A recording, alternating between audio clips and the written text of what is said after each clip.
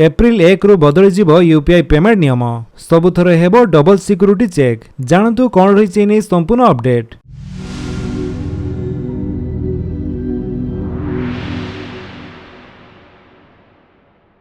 April 1 रु digital payment पद्धति रे परिवर्तन आसिबो। एथिपई भारतीय रिजर्व बैंक बा आरबीआई प्रस्तुत करिछि।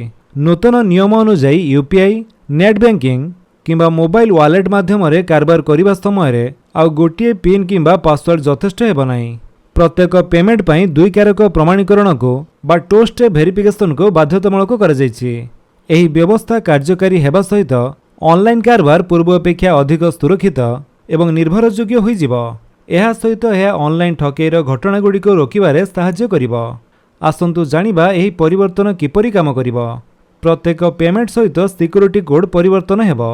एपर्यंत अधिकांश लोक बारंबार समान पिन व्यवहार करुथिले, जहाँ हैकर्स मानक पई ट्रैक करिबा सहज करिथिला। किंतु नूतन नियम प्रचलन पर बैंक एवं फिनटेक कंपनी गुड़िको एबे दुईटी स्तरर सुरक्षा जोगाइबाकू पड़िबो, अर्थात टू स्टेप वेरिफिकेशन जोगाइबाकू पड़िबो। एथिरे एक गतिशील विकल्प रहिबो जहाँ प्रत्येक थर परिवर्तन हुए। सरल भाषा कहिबाकू गले प्रत्येक कारबार पई एक नूतन कोड एक ओटीपी परि जेनेरेट हेबो। एहा व्यतीत ग्राहक माने एबे सेमानक सुविधा अनुसार ओटीपी प्लस पिन बायोमेट्रिक प्रमाणीकरण सहित एक डिवाइस लिंक करिबा किंबा टोकन आधारित प्रमाणीकरण भली विकल्प गुड़िक मध्यरु बाछि परिबे। एहा पूर्व अपेक्षा ऑनलाइन पेमेंट को आहुरी सुरक्षित करिबो। एहा ठकेई विरुद्ध रे सुरक्षा देबारे साहाय्य करिबो। एही नूतन व्यवस्था द्वारा साधारण जनता सीधासळख उपकृत हेबे। यह ऑनलाइन ठकेई एवं फीस भली घटना गुड़िक रोकबारे बहुत साहाय्य करिवो। जदिओ आपणक पासवर्ड भूल लोकंक हाथ में पड़ जाए तथापि अपराधी फिंगरप्रिंट स्कान किंबा प्रत्येक कारबार पई जेनेरेट होइतिबा वन टाइम पासवर्ड बा ओटीपी बिना टंका उठाई परिबे नाही।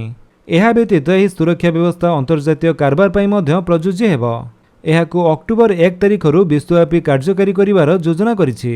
एहा विदेश रे करा जायतिबा टंका को आहुरी सुरक्षित करिवो।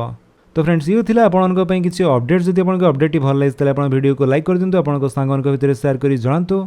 आउ जदि आपण चैनल रे नुवा चैनल को सब्सक्राइब करी बेल आइकन दबाई ऑल नोटिफिकेशन कर दियन ताकि जेतों वीडियो अपलोड करिवे आपण देखि परिबे। Thank you for watching.